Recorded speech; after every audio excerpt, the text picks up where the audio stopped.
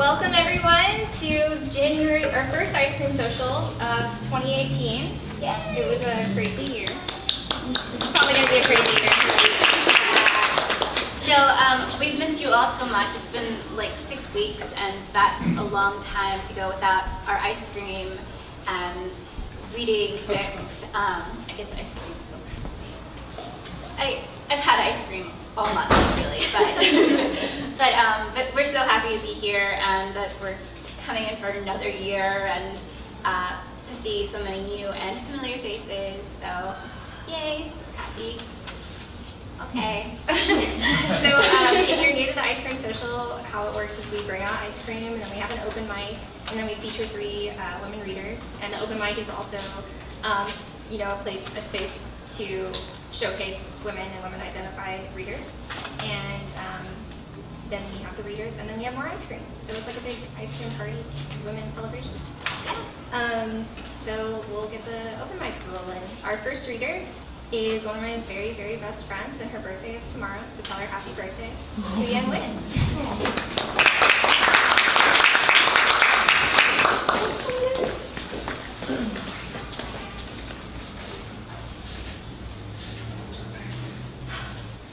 I wrote this one after volunteering on a film set with a female producer who was a UT student, so it was really cool.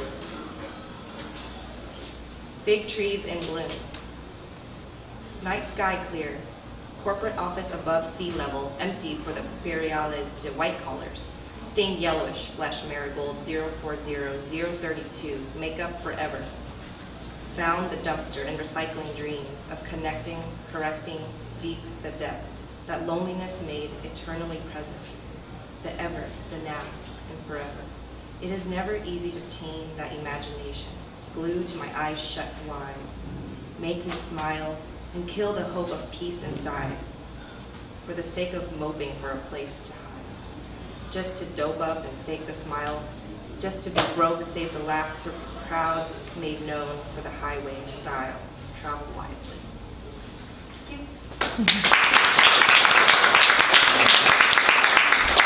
Love seeing join us here on stage, Taylor Benavides.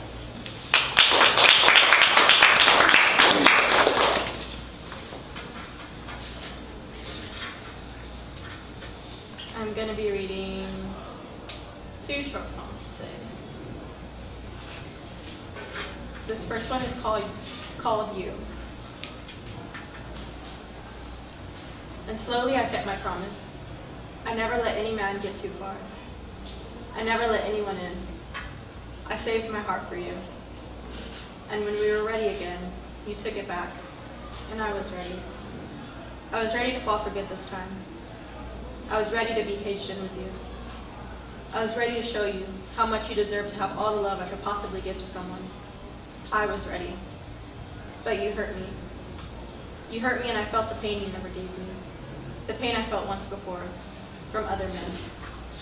And suddenly I was stuck in a room with no way out and no way to be happy with or without you.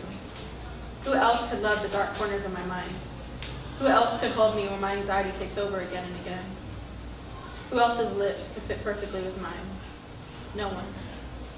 No one was you. No one was your laugh. No one was your terrible singing. No one was your crooked smile. No one had me the way you had me. Then you were gone, and I needed you, but your country needed you more. Suddenly I was going months without your touch, weeks without your voice, and days without a peace of mind. And that wasn't fair. It wasn't fair that I was hurting and waiting for someone who hurt me over and over again because they needed a punching bag, and I was the first target in their view. It wasn't fair that while you hurt me, I hurt myself, and you didn't seem to care that these scars had your name on it. What do I do now? I don't need you. I don't need anyone. Yes, I do. I need touch. I need to be held. I need love, and you're not here. So what do I do now? I'm happy. No, I'm not. I'm depressed, longing for you. For you. I'm crazy, and you're okay with that, but who else would be? Who else would tell me they loved me anyways? I couldn't be alone, so I wasn't. And some men smelled like you, and some men kissed like you, and some men loved me almost as much as you. And when they touched me and fucked me, all I felt was you. And the second poem I'm reading is called Crash and Burn. Scream and cry and throw up all the pain you've been through. Be so loud and bright that when you crash into the eardrums of every person within a 10-mile radius. Don't hold in your flame. Become a force of fire that runs through forests and burns down buildings. Never let anyone silence you. Never let anyone tell you not to feel. Because when the flame dies out and you're on the ground, eventually you'll get back up.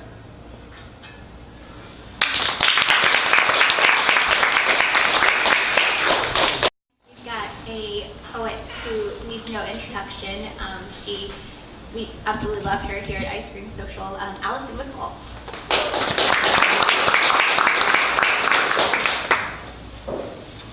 I've been writing haiku pretty exclusively lately, so I'm going to read a few of those, and as is traditional, I'll read each one twice. The breath from my sun, salutations in time with your snoring.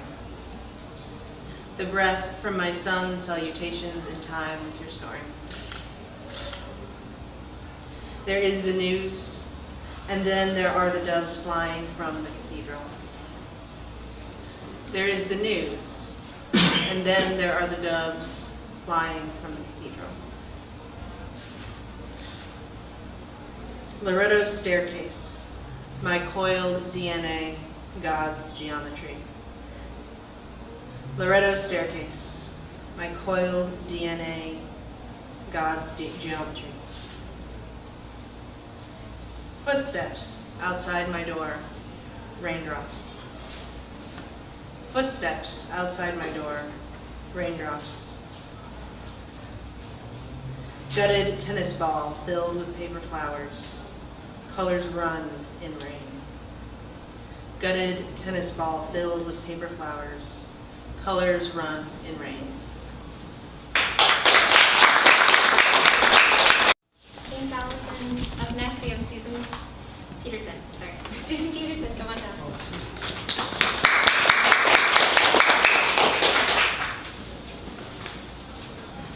This is a short excerpt from an essay I'm working on called Milk a Tit. At 12 months old, my daughter Stella is an athletic breastfeeder. When she nurses, we call it a mama rom, or in Spanish, circo de comida, food circus. She initiates by making the milk sign with both hands, a gesture that mimes milking a cow. If I don't respond quickly enough, she tugs on my shirt and yawps in frustration. I bring her into my lap. She prefers to straddle me like a dude sitting backwards on a chair. I unbury my breasts. She grins and looks down at them, clasping her hands in gleeful anticipation like Scrooge McDuck, sometimes taking a few excited seconds to lightly smack them as if playing the djembe or dribbling two basketballs. She grabs a breast with both hands, dives toward it, and latches on with a big open mouth and sudden suction. She sucks intensely and breathes noisily. I think of the dental hygienist's instructions to breathe through the nose during a cleaning, or the circular breathing cultivated by Tu-Uyen throat singers. She settles in, turns a cheek, and reaches a hand over to the other breast, as if to reassure herself of her dominion over that one too. She jiggles it, rolls the nipple between her index finger and thumb. It's annoying, but at least she's practicing her pincer grasp, which I hear is a development milestone. She switches sides decisively, without apparent reason, but with a great deal of purpose. The food circus continues, with Stella singing a little as she nurses, then stepping up onto my lap with both feet, bending over in half with her butt in the air to maintain her lap. She thumps my rib cage idly with an open palm, then sneaks and creeps her fingertips, tickling the side of my waist. When she takes a break, I use my own pincer grasp to squirt little lasers of milk into her mouth. It's an intimate joke at a cozy bar, and it lands. I am so proud when I make her laugh. She doesn't give it up easily. I have to be really funny. Thank you.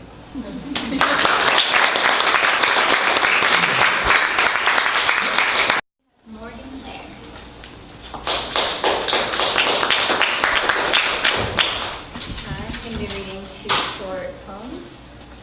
first one is called Ode to a Wino. Donning the coat of a dog, you elevate autumn mornings, up to our ceiling, up to your lips, swallowing your long face and wagging your yellow tail. With the garage as a fortress, Marlboro smoke as a moat, I followed your lottery ticket crumb trail to the mouth of the Delta, where a false prophet fondles salt water in an estuary crafted by the Texas Powerball. You always wanted me to sail so far, insofar as it didn't interfere with my decaying there with you. The second poem is called Ma Mère. It's about my grandmother. We felt like bait on the swing set, fleshy, sticky, and perched. Under Louisiana moon, under Napoleonic code, dangling effortlessly, waiting for an Old Testament God to scoop us up. With our Ma Mère hollering us back to that house of brick in a red chorus, just down the street from St. Patrick's, where bells heaved a nervous toll as we played, cruising in plastic automobiles down to the parade, where I'd catch my loot of beads and you'd snag a head of cabbage. We cackled like kings for a lifetime or two, until we were exiled home where we wished our mothers dead with child's breath, taking it all back in the morning when, recalling the luck of our artificial wealth, we asked Ma Mère with her ancient chestnut hair so high, if it might be okay for us to sit with her for a pause and hold her hand painted in veins, put an end to this motherlessness, call us home now. It's Morgan. Our final open micer this evening is Grace Mescal.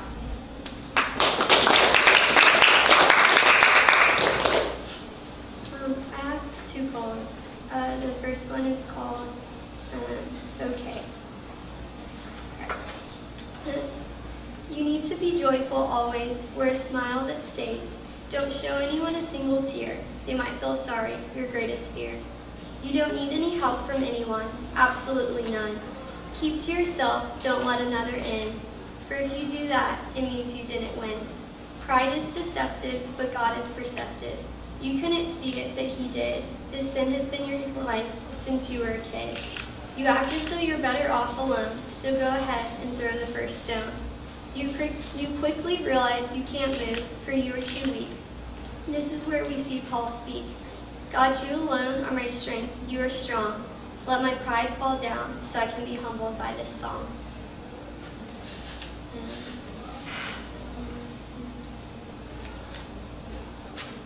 And the next one is called Word. Too short, not skinny enough, her appearance is a little rough. But words will never hurt me, is what they would say. But sometimes they do. All these lies, you begin to think they're true. Never good enough sounds a little tough, but you still try, you still cry, you still die. A little inside, when you look in the mirror, who do you see? Broken, alone, a face that's not pretty, aged from the tired city. God says enough. He looks at my heart and says this is where we start. Do you see the transformation? I created in you a new life, one that will change a nation. Look at your encouraging words. They are sweet as the songs of birds. Do you see your eyes, how they look at others with love and speak of joy? They are no decoy, laughing with no care. No one will ask why, for who would even dare? Smiling because you have no worries, only peace, for you gave your life to God, release. You see, it is not the outside that makes someone up. It is the Father working on the inside to fill the empty cup.